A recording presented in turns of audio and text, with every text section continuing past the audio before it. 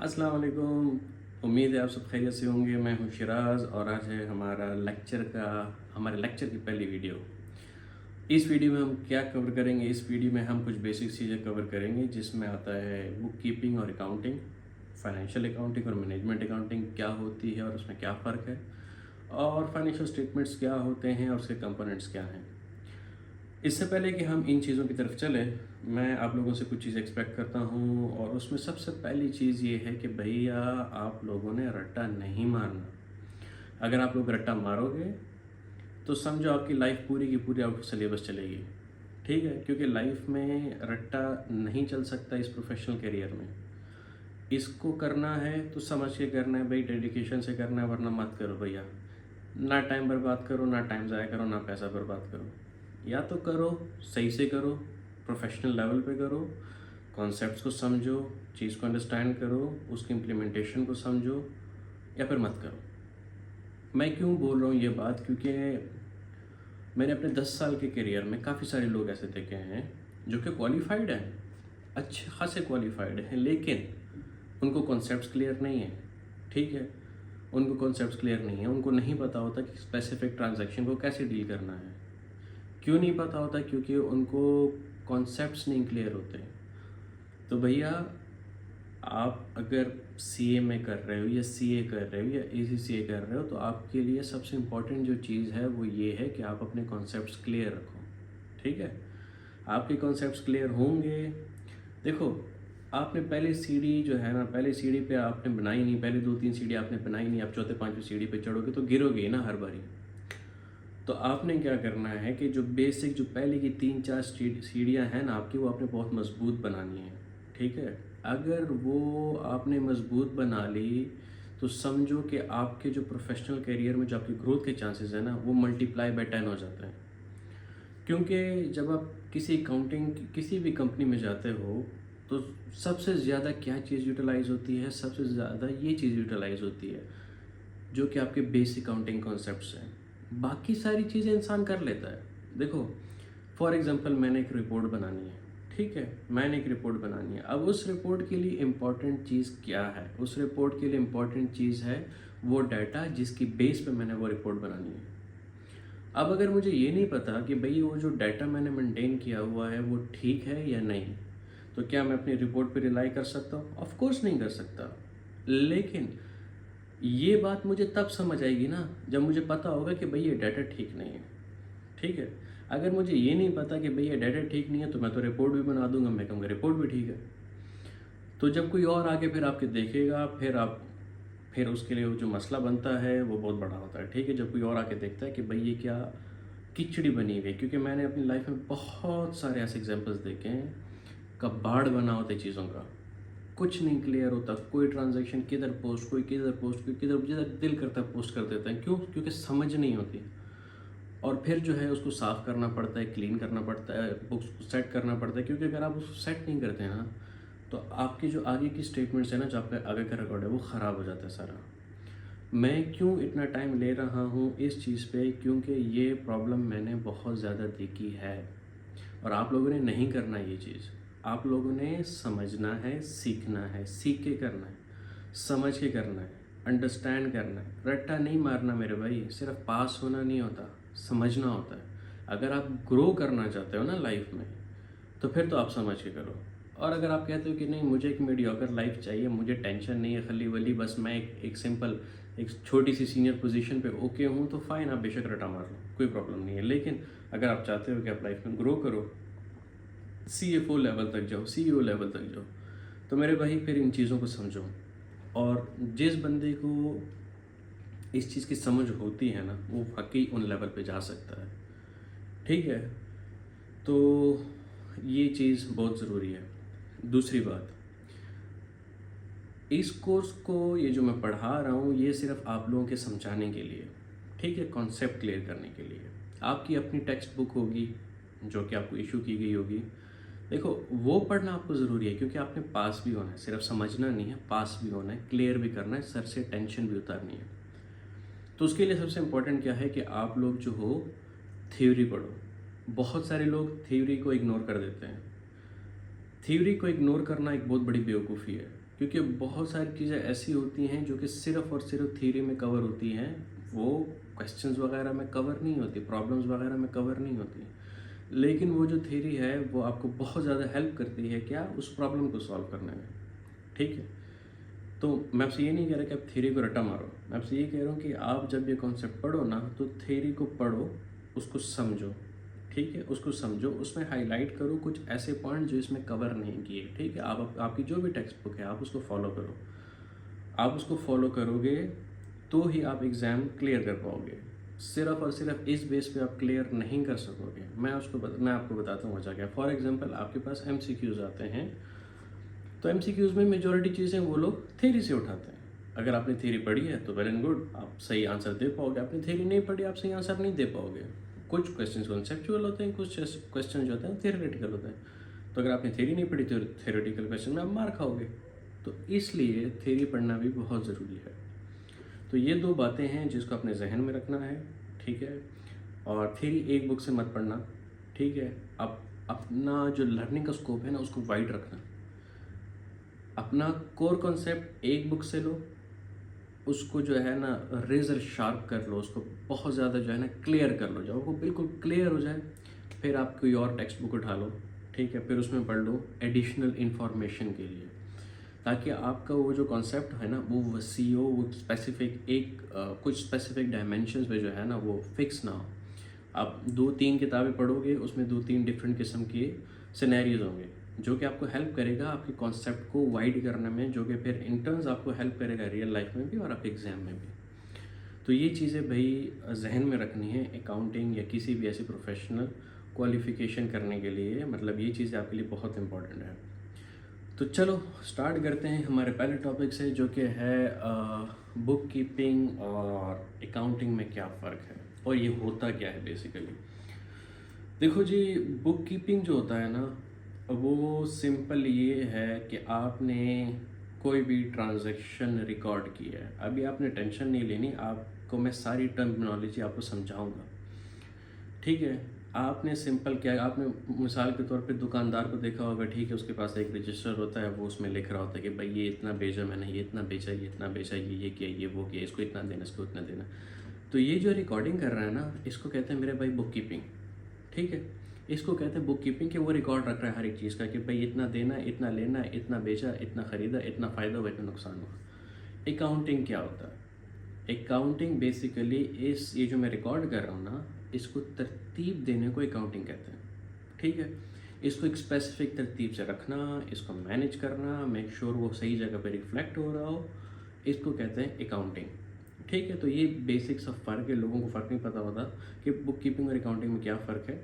वो ये फ़र्क है बुक कीपिंग और अकाउंटिंग में।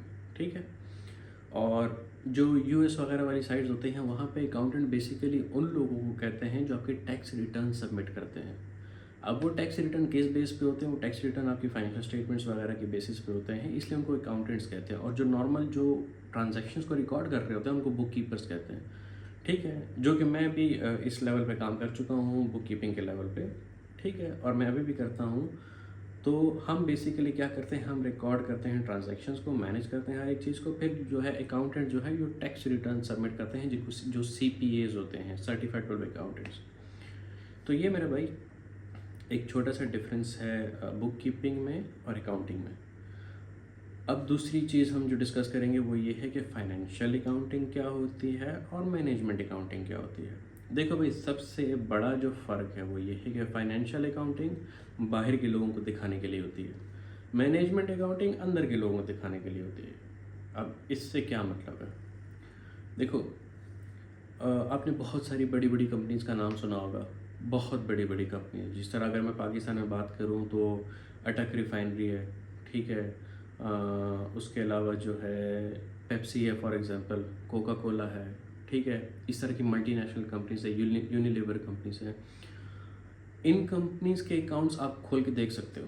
आप गूगल में जाओ, जाके सर्च करो कि इस कंपनी का मुझे एनुअल रिपोर्ट चाहिए, वो आपको एक एनुअल रिपोर्ट दे देगा, उसमें आपको फाइनेंशियल स्टेटमेंट्स देते होते हैं। फाइनेंशियल स्टेटमेंट क्या होता है मैं थोड़ी देर में बताता हूँ। तो वो आपके लिए अवेलेबल होता है वहाँ पे। तो आप जो है वो एक मतलब एक्सटर्नल पार्टीज़ जो हैं उसको देख सकते हैं। अब मैनेजमेंट अकाउंटिंग जैसे मैंने बोला कि वो अंदर के लोगों के लिए होता है। अब उसका क्या मतलब है? उसका मतलब ये है कि for example me being a business owner, मुझे देखना है कि भाई मेरा बिजनेस प्रॉफिट कितना कर रहा है, कौन सी सर्विस मेरी प्रॉफिटेबल है, क्या चीज़ मुझे बहुत ज़्यादा कॉस्ट कर रहा है, ठीक है, किस चीज़ को मैं कट कर सकता हूँ, किस चीज़ पे मैं फर्दर पैसे लगा सकता हूँ। तो ये सारी चीज़ें ना मुझे मैनेजमेंट अकाउंटिंग से पता चलती है। मतलब मुझे बजट बनाना है कि बजट इतना मेरा रेवेन्यू एक्सपेक्टेड है, इतने मेरे एक्सपेंसेस एक्सपेक्टेड है, ठीक है, इतना मेरा नेट प्रॉफिट एक्सपेक्टेड है, और based on this net profit जो है मैं ये कैपिटल एक्सपेंसेस कर सकता हूँ, ठीक है। तो ये बेसिकली फ़र्क है मैनेजमेंट अकाउंटिंग में और फाइनेंशियल अकाउंटिंग में। ये आप फ़िलहाल अपने जहन में ये चीज़ रख लें, बाकी हम डिटेल में इसको बाद में पढ़ेंगे, क्योंकि अभी हमारा टॉपिक ये नहीं है, हमारा टॉपिक है फाइनेंशियल अकाउंटिंग, लेकिन ये फ़र्क आपको पता होना ज़रूरी है। उसके बाद क्या है? उसके बाद है जी फाइनेंशियल स्टेटमेंट्स क्या होती हैं। अब देखो, फाइनेंशियल स्टेटमेंट्स जो है वो यूँ समझ लो कि पूरी फाइनेंशियल अकाउंटिंग का ना क्रक्स है, समरी है। आप जो भी चीज़ करते हो, जो भी ट्रांजैक्शन रिकॉर्ड करते हो, वो इन दी एंड आना होता है कि इसमें फाइनेंशियल स्टेटमेंट में, ठीक है।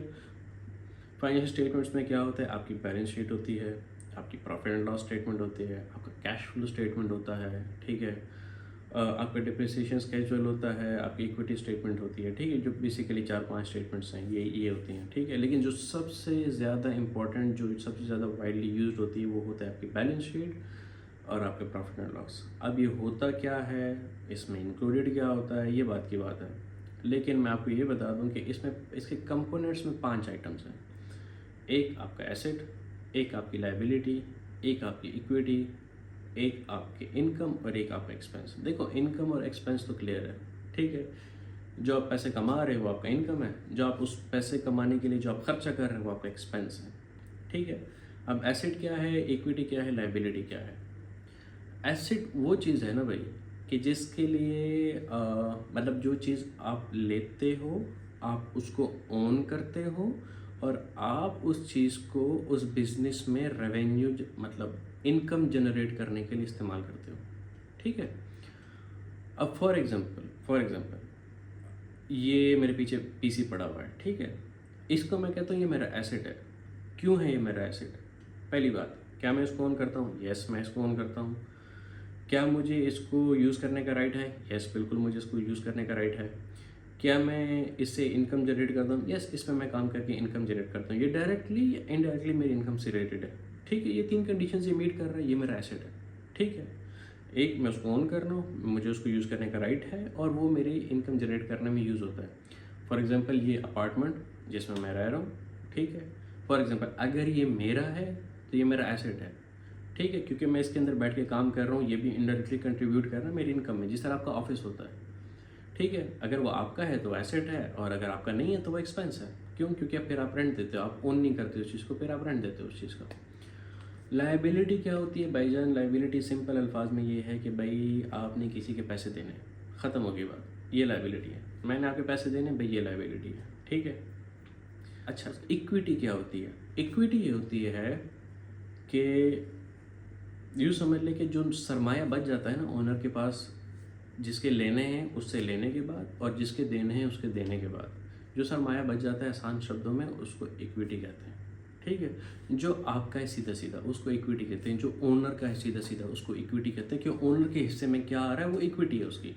सिंपल अल्फाज में है कि उसको इक्विटी है। फॉर एग्जांपल मैंने किसी को 1 लाख देना है, और मैंने दूसरों लोगों से 2 लाख लेना है, ठीक है। मैंने उससे 2 लाख लिया, इसको 1 लाख दिया, पीछे मेरे पास डिफरेंट बच गया 1 लाख, वो 1 लाख मेरी इक्विटी है, ठीक है। ये सिंपल अल्फाज में कि जो देने वाला खाता है वो क्लोज करो, जो लेने वाला खाता है वो क्लोज करो, जो आपके पास नेट डिफरेंस बच जाता है वो है आपका इक्विटी, ठीक है। जिसको अकाउंटिंग टर्मिनोलॉजी में कहते हैं कि एसेट्स में से आप लाइबिलिटीज़ माइनस करो तो वो आपका इक्विटी बन जाता है, ठीक है। तो ये तो बहुत इंपॉर्टेंट जो है मेन 3 कॉन्सेप्ट्स है। आप इसके बारे में थ्योरी में रीड करो, आपको भी क्वेश्चन है बिस्मिल्लाह आप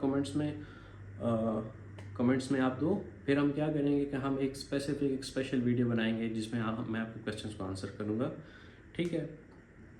तो ये बेसिक चीज़ें हैं, आप इसके बारे में थ्योरी में पढ़ लें। देखो, रट्टा नहीं मारना, मैं ये बातें आपको सिर्फ समझाने की नीयत से कर रहा हूँ कि आप समझो इस चीज़ को, रट्टा नहीं मारना। इवन कि अगर आपके पेपर में भी आता है ना, ठीक है। तो आप ये मत लिखो कि भाई बुक में एग्जैक्ट वर्ड टू वर्ड आपने लिखना है, नहीं। इस तरह मैंने एसेट का बताया कि उसके लिए ज़रूरी 3 चीज़ें हैं। एक कि एक फाइनेंशियल ट्रांजैक्शन हुई है उसके लिए। फॉर एग्जांपल आपने किसी को पैसे दिए हुए हों उसके लिए, ठीक है, या किसी ने आपके पैसे देने हों, ठीक है, आप उसको बोल दें कि भाई मेरे पैसे मत दो, मुझे ये चीज़ दे दो, ठीक है। इकोनॉमिक ट्रांजैक्शन होना बहुत ज़रूरी है। एसेट का यूज़ करने का राइट आपके पास बहुत ज़रूरी है। और थर्ड जो है, आप उसको किसी न किसी तरीके से आप उसको यूज़ करते हो रेवेन्यू जनरेट करने में।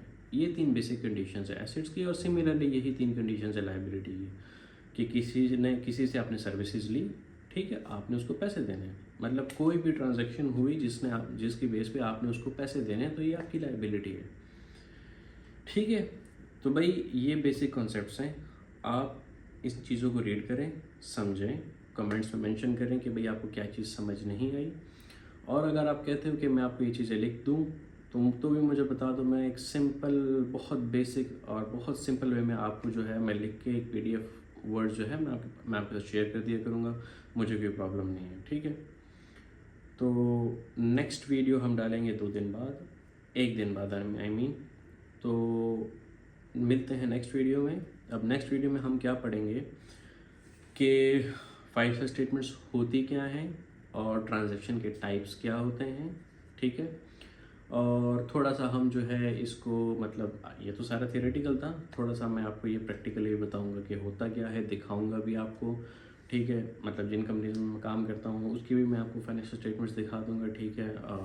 एक जनरल सॉफ्टवेयर के थ्रू भी दिखा दूंगा, ताकि आपको एक आइडिया हो कि ये होता क्या है, ठीक है। तो नेक्स्ट वीडियो में जो हमारा होगा वो ये होगा कि हम ये देखेंगे फाइनेंशियल स्टेटमेंट्स होता क्या है, बनती क्या है। और हाँ, इन सब से पहले हम एक और चीज़ भी डिस्कस करेंगे, वो है डबल एंट्री बुक कीपिंग, जिसकी बेसिस पे, मतलब वो एक कोर है जिस पे पूरी फाइनेंशियल अकाउंटिंग डिपेंड करती है। इसके बगैर फाइनेंशियल अकाउंटिंग नहीं हो सकती, ठीक है। सिंगल एंट्री है लेकिन रिलायबल नहीं है, ठीक है।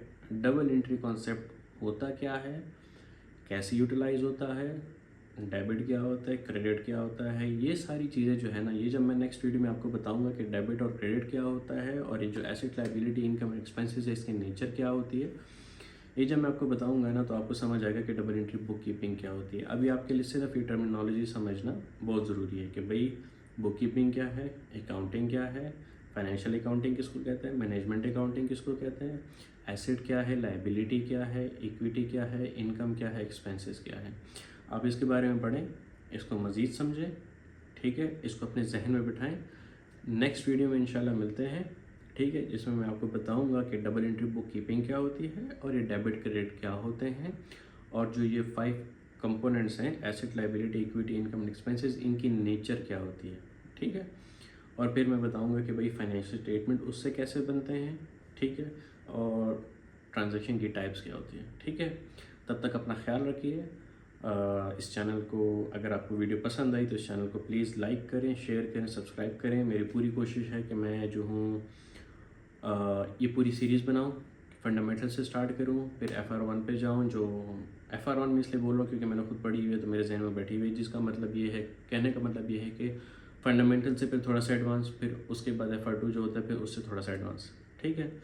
तो ये पढ़ेंगे और उसके बाद फिर हम मैनेजमेंट अकाउंटिंग भी पढ़ेंगे, कॉस्ट अकाउंटिंग भी पढ़ेंगे, ठीक है। मेरी पूरी कोशिश है कि मैं एक पूरा लेक्चर, मतलब हर एक सीरीज़ का एक लेक्चर रिकॉर्ड करूं, ताकि मेरे से जितना हो सके मैं उतने लोगों को फ़ायदा दे सकूं।